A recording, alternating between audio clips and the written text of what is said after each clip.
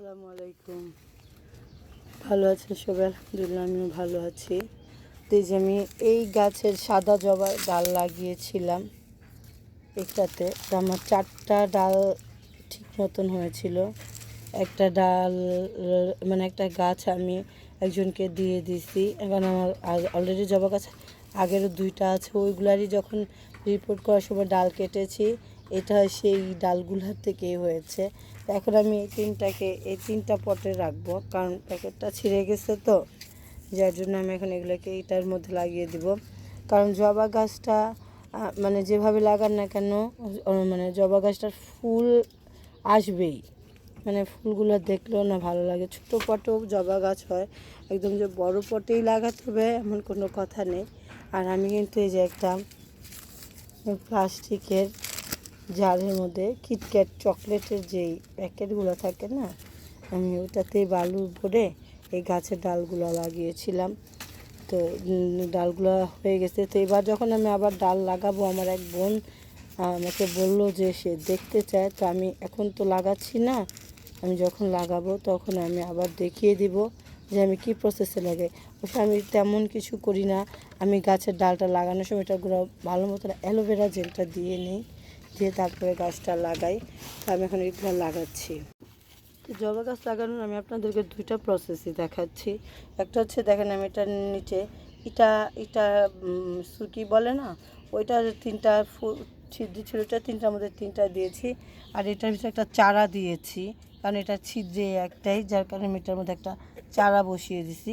আর দেখেন যে যে যাদের ওগুলো না থাকবে, যে মশারি কাটা আছে না, পুরান মশারি নষ্ট হয়ে গেছে, ইউজ করছেন না, সেটা আপনি দিয়ে নিতে পারেন।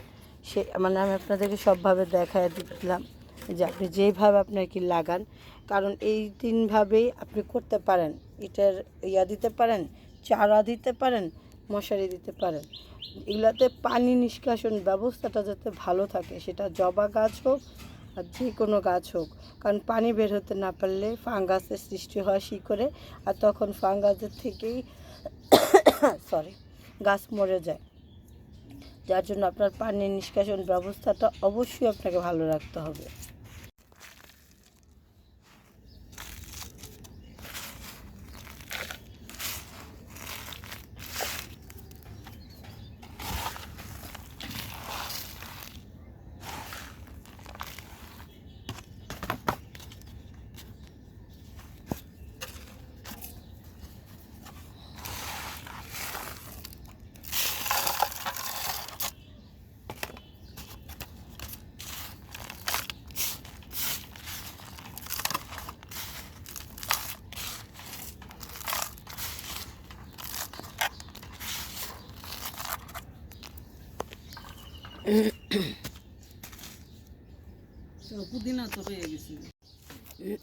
আসলে আমার কখনো জবা গাছ এরকম হয় নাই, বালু থেকে ছুটাতে যে একদম এরকমভাবে বের হয়ে গেছে।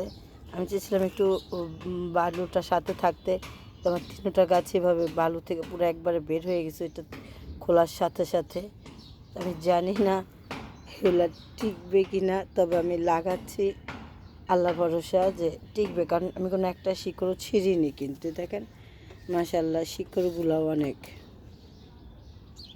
আমি একটা একটা করে লাগাচ্ছি।